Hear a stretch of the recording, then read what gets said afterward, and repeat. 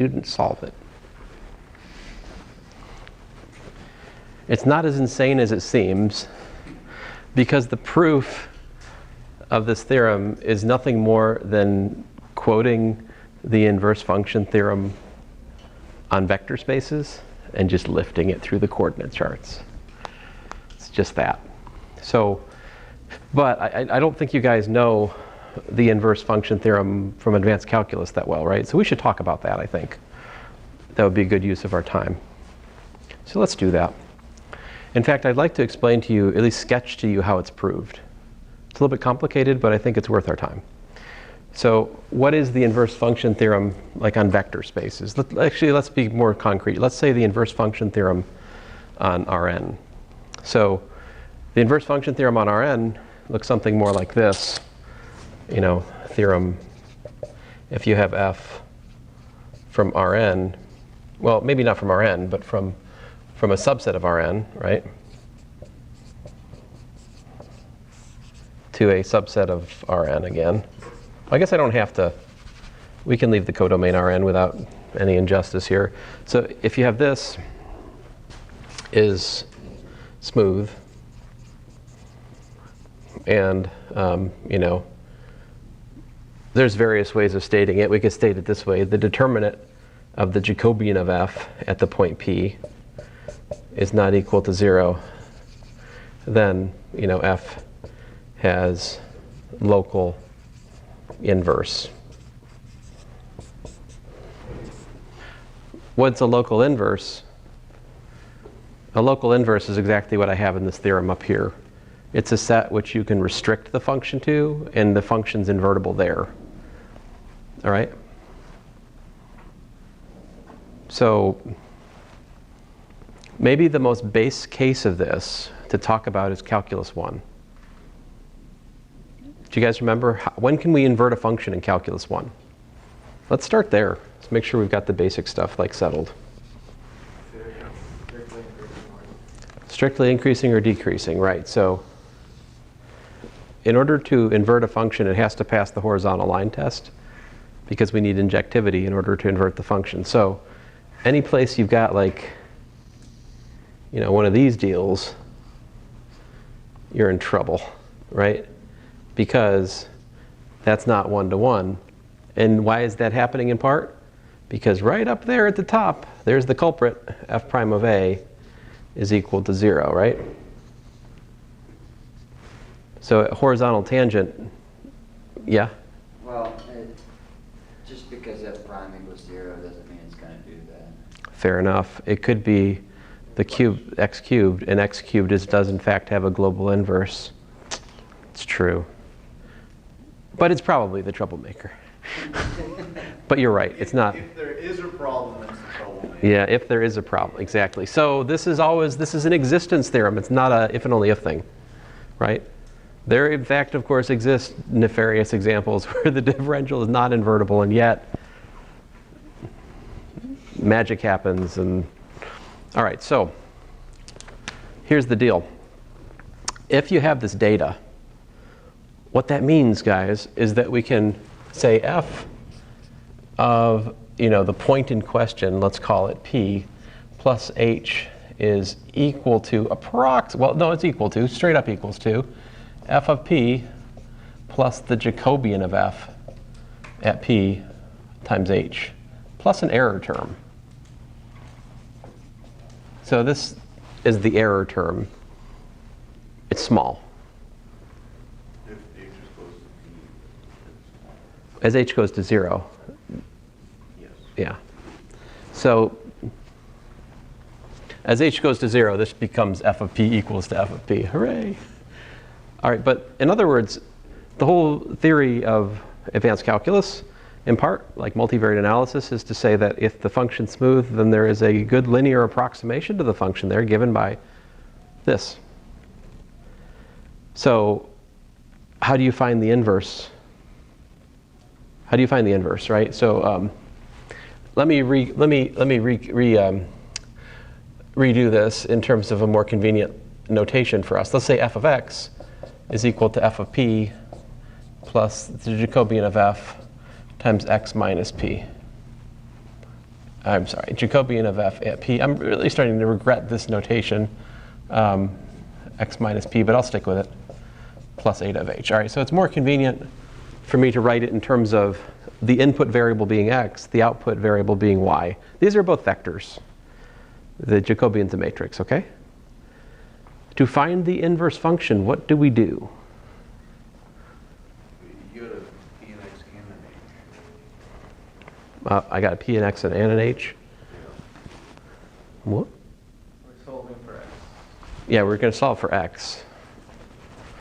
So we want to solve for x. So what we do is try to solve for x. So, and I'm just going to basically ignore this. Ignore it, okay? If I ignore that, then I can find an approximation for the inverse by solving for x.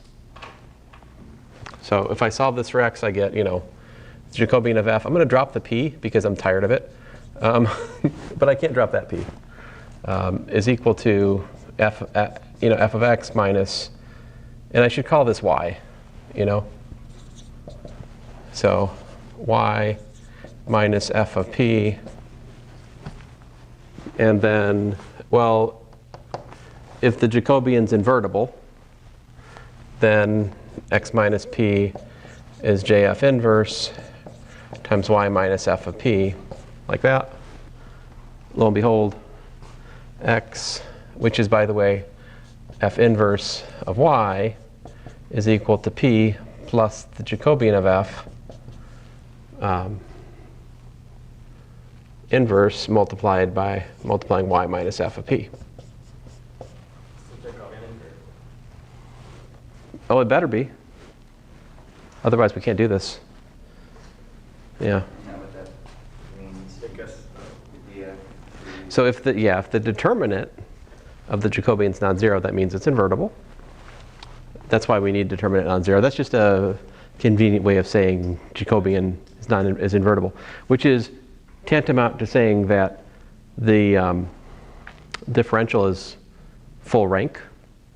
It has rank equal to m, which, by the way, had better be equal to the dimension of m and n, but it'd be equal. If dimension of m and n aren't equal, we can't do that theorem either, right? They have to be smooth manifolds of the same dimension. Otherwise, you can't achieve this. It's impossible to have an invertible differential unless it's both one-to-one and onto. So the one-to-one demands that the rank of df be m. The onto demands that the rank of df be m n. But rank is rank, so they have to have equal dimension. They have to have equal dimension. Anyway, so this is not the genuine inverse to f, but what it is a first approximation to the inverse. And then what you can do is you can actually iterate this procedure. And you can find better and better inverses if you study this more deeply. There's a way of iteratively getting closer and closer to the inverse. And you can even prove that the inverse set up by this iterative procedure, which I don't think I've quite explained today, it has to have the same properties as the map which it's defining, be it smoothness, be it continuity, whatever.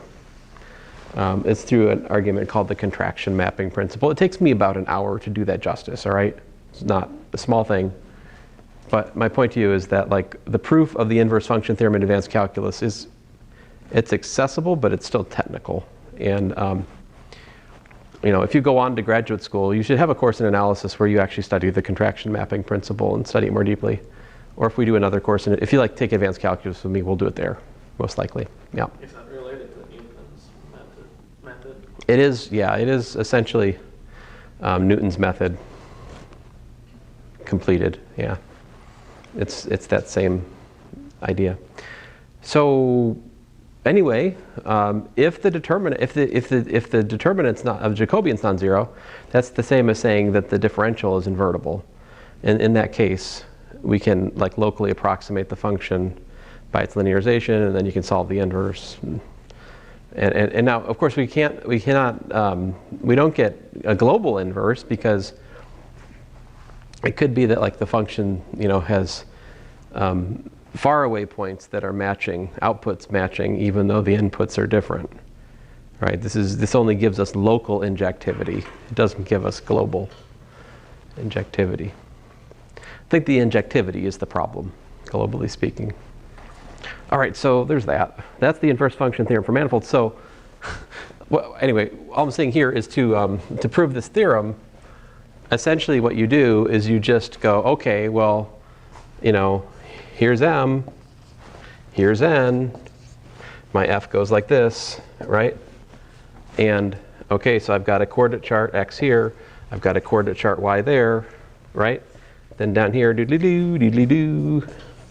I've got my F hat, my local coordinate representative, which is, Y composed with F, composed with X inverse, right? And what's the differential of the local coordinate representative? Well, it's nothing more than the differential of Y composed with the differential of F composed with the differential of the inverse.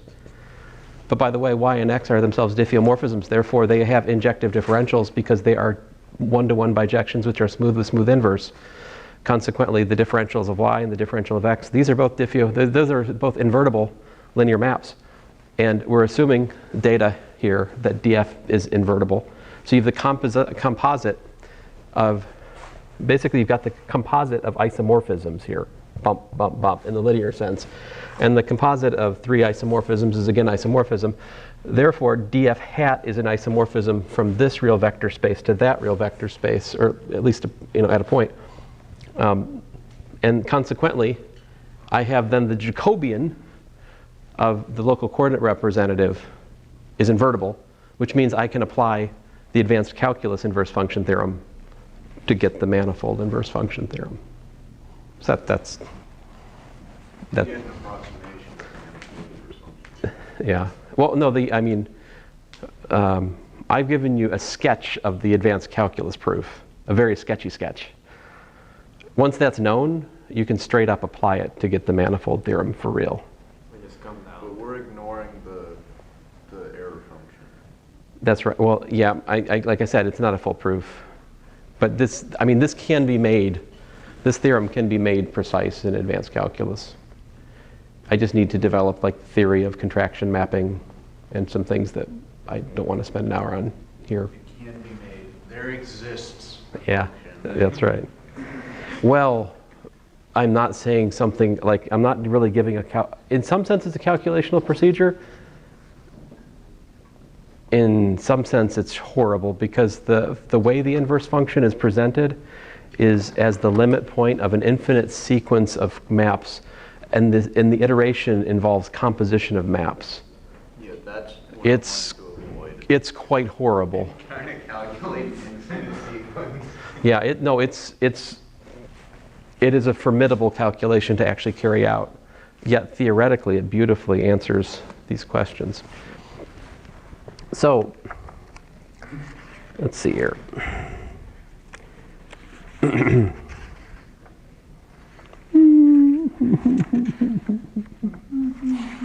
Sadness. Well, I said a lot of things today, but I still haven't said everything I wanted to say. Not even close. So sad. So sad. It's okay. Is all that what you wanted to say? Yes. It's depressing. It's Anyway. the closest you've ever gotten to saying everything you wanted to say. Math 121. That's true. I did take off the last week and a half of 121. Because it gets to a point I could talk about matrices. And then I'm reminded of the first time I taught 121 and we talked about the geometric series, and I showed them how to decide whether or not a number was like a rational number or an irrational number in terms of whether or not it had a repeating decimal, and I don't think it was appreciated. Yeah. Calculus, it happens. It happens in Calc 1. But here there are many things to say. Listen, I'll tell you where we're going. So what I need to tell you guys about next is just what kinds of submanifolds there are. All right, that's what I wanted to talk about today. Basically, there are two kinds of manifolds. There are either embedded submanifolds or immersed submanifolds. And eventually, John Lee gets around to confessing that the immersed manifolds are the general ones. And because every embedded submanifold is immersed, but not every immersed submanifold is embedded. The embedded submanifolds, have you guys talked about, well, you've talked about it, but in topology, have you guys talked about the subspace topology? All right, well, I've talked about, okay, but I've talked about it here a little bit, like the subspace topology, what you say a set is open if the intersection of the open sets in the ambient space with that space is... Ambient space, everything, like the set minus a subset?